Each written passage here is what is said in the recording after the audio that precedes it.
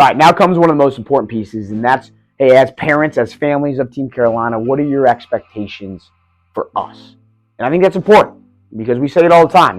We're putting all this out to you partly for the reason that, hey, we want you to hold us accountable. Here's the things we're saying we're going to be and what we're going to do. And if we're not fulfilling those things, let's have, sound, responsible, and a respectable conversation around that. So first thing on here you're going to see is this idea of, we are an athlete-centered organization.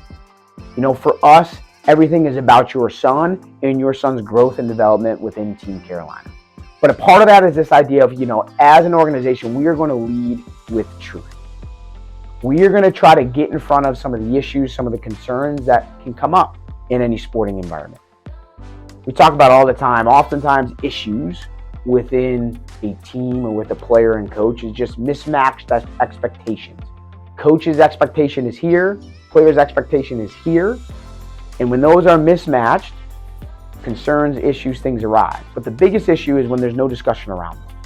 So we're trying and working hard to teach our staff to get in front of it, right? If they've changed the amount of time a kid's playing, or they've changed his position, or they've had discuss, let's get in front of that. Lead with the truth of saying, hey, this is why we have made the decision we've made. We understand how you may be feeling about this. Here's what you can do going forward. And so we want to be very clear up front with any of the decisions we make with your boys and try to get in front of some of those things. Now, I can't guarantee this is always going to be perfect. I promise you it's not. But no, this is something we're continuing to try to evolve in and try to grow in, because your growth, your son's growth and development is important to us. Second thing from there is make every practice meaningful and purposeful. I promise you, we are trying to make every minute we spend on the field the most meaningful thing we can for your son in that moment. Trying to create a tempo, bring the energy as we discussed in our guiding principles with all the training environments that we create, so that you're not wasting time driving your son there and then your son is continuing to grow and develop within the organization. From there, infectious energy. You've heard me talk about this quite a bit, but it's this idea of, just like we're asking your son, right, to bring the juice and bring the energy, our staff has to do the same. That ties right back into making practices meaningful, purposeful. On time, professional, and organized. Goes without saying. It's one of those simple things, but it's something we stand by. We want you as families to be proud of your coaching staff, proud of the way that the organization handles itself. And we want our coaches to look at this as a true profession. It's something we take a lot of passion in. We take a lot of pride in the integrity, the character, and the way we go about our business. And this is something we want to stand by. From there, clear communication.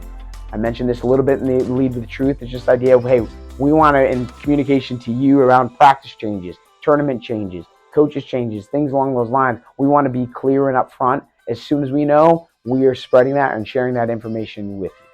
Trying to be clear in the communication back to you, clear around questions and concerns and things along those lines. Play to win. This becomes a big one, because you may be asking, well, Billy, you just mentioned in one of the previous videos, you said, hey, connect beyond winning. But I alluded to it there, and I mean it here. Team Carolina is a play-to-win organization. Our goal is to go and to compete with the best. So what exactly does that mean? So if we're talking all ends, from youth to middle school to high school, the vast majority of the tournaments that we have, the events that we play in, are typically a tournament-style event. So let's say most of them are a Saturday, Sunday event. We go some sort of pool-style games on Saturday and maybe early Sunday, meaning that kind of helps dictate maybe your seating for the weekend before you get in the playoff style.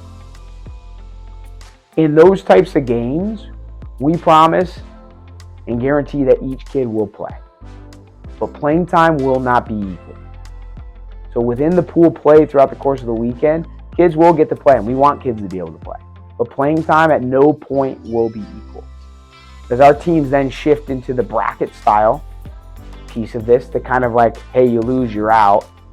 Not everyone might have an opportunity to play in those games, because we are shifting to a win mentality as we get into those. But I want to be very clear. Playing time will not be even across the board, but we're trying to lead with truth around, hey, why that might be the case and what your son can do to continue to earn playing time going forward. And the last thing is attendance. Our ability to influence and impact your son and his growth and development as not only a leader, but a lacrosse player comes down to his participation in the actual training that we have. Coach Reyes is going to talk about kind of the fall structure and what we're doing, but our expectation is if your son isn't playing a fall sport, that he's at our actual training environment. We understand things come up. We get it. Communicate that.